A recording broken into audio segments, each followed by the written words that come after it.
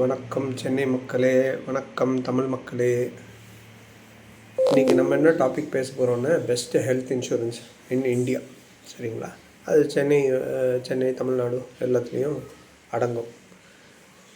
சரிங்களா? So health இன்சூரன்ஸில் மேஜராக நம்ம என்ன பார்ப்போன்னா ஏஜ், அப்புறம் existing health problems which we have.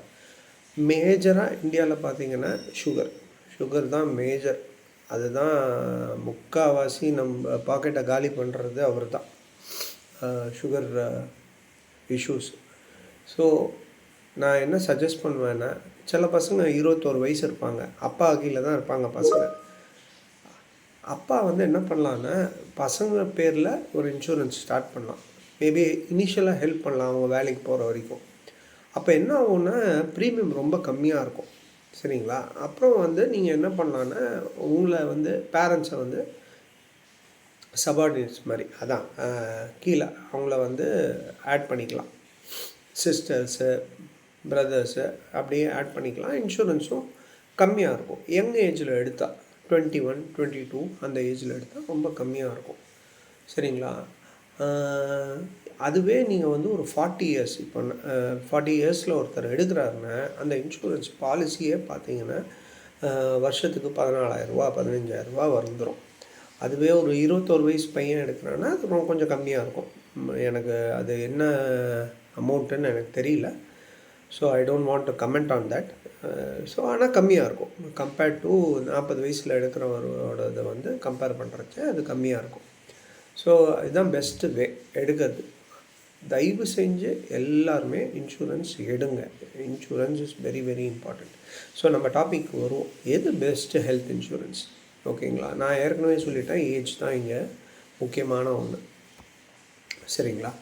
So இப்போ பார்த்தீங்கன்னா கவரேஜ் என்னெல்லாம் இருக்குது, ஹாஸ்பிட்டலைசேஷன், ஓபிடி, மெட்டர்னிட்டி, கிரிட்டிக்கலில், அப்புறம் இல்னஸ் நான் ஏற்கனவே சொல்லிட்டேன். ஏற்கனவே சுகர்லாம் இருந்ததுன்னா அது, அப்புறம் கேன்சரு, இது மாதிரி இருந்ததுன்னா இன்சூரன்ஸ் எடுக்கிறது கொஞ்சம் கஷ்டமாக இருக்கும். சரிங்களா? இப்போது எது பெஸ்ட் இன்சூரன்ஸ் நம்ம பிக் பண்ணோம், எப்படி பிக் பண்ணோம்? Some insured.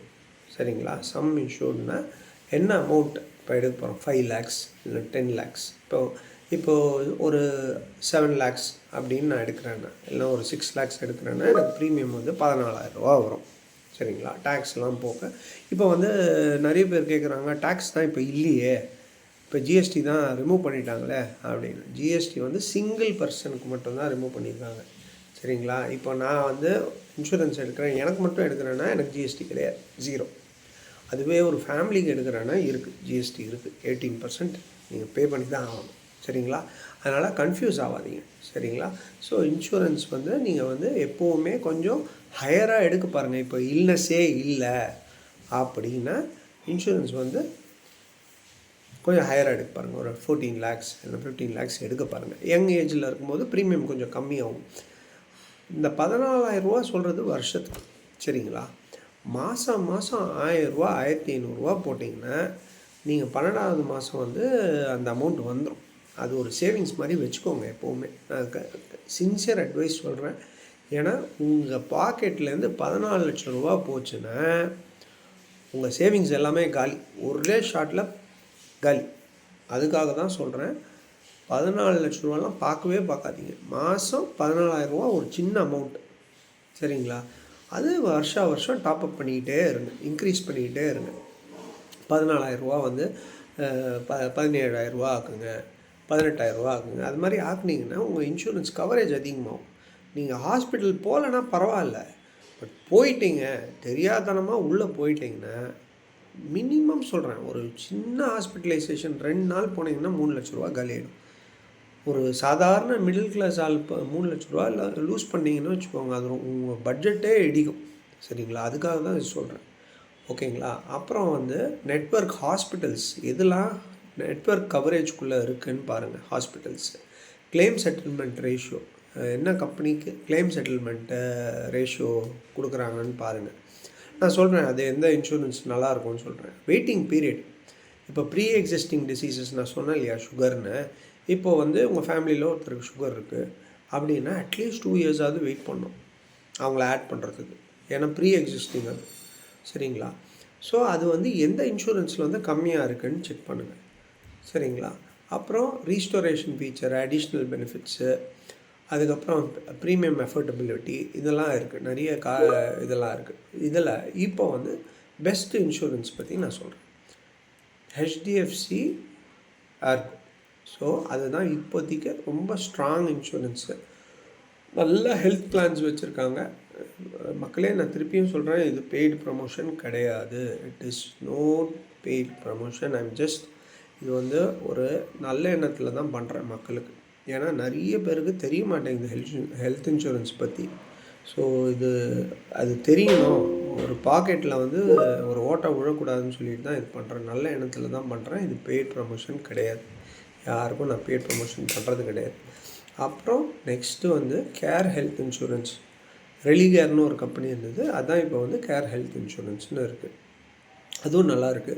அப்புறம் ஸ்டார் ஹெல்த் இன்சூரன்ஸ் என்னோடய ஃபேவரெட். ஸ்டார் ஹெல்த் நல்ல இன்சூரன்ஸ். அவங்க ஆதித்யா பிர்லா ஹெல்த் இன்சூரன்ஸு அதுவும் நல்லாயிருக்கு.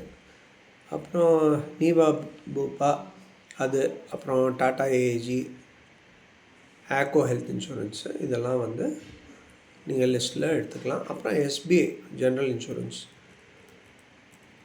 இது வந்து லிஸ்ட்டில் இருக்குது. சரிங்களா? அப்புறம் மெயினாக ரிஸ்க்ஸு. இப்போ பார்த்தீங்கன்னா நீங்கள் இன்சூரன்ஸ் எடுக்கும்போது ரூம் ரெண்ட்ஸ்லாம் கவர் ஆகாது சில இதிலலாம். ஸோ ரூம் ரெண்ட்லாம் கவர் ஆகுதான்னு செக் பண்ணுவாங்க. அப்புறம் எக்ஸ்க்ளூஷன்ஸு, இது கோபே இருக்கா. இப்போ கோபேனா இப்போ நீங்கள் இன்சூரன்ஸ் எடுக்கிறீங்கன்னு வச்சுக்கோங்க, உங்கள் பையன் வந்து அட்மிட் ஆகிறோம்.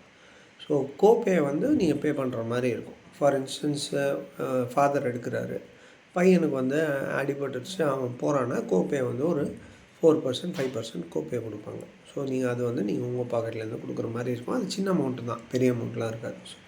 அதுக்கப்புறம் ப்ரீ எக்ஸிஸ்டிங் டிசீசஸை டெஃபினட்டாக மென்ஷன் பண்ணுங்கள். தயவு செஞ்சு சுகர் இல்லை, இருக்கும் ஆனால் சுகர் இல்லைன்னெலாம் சொல்லாதீங்க. ஈஸியாக கண்டுபிடிச்சிடுவாங்க.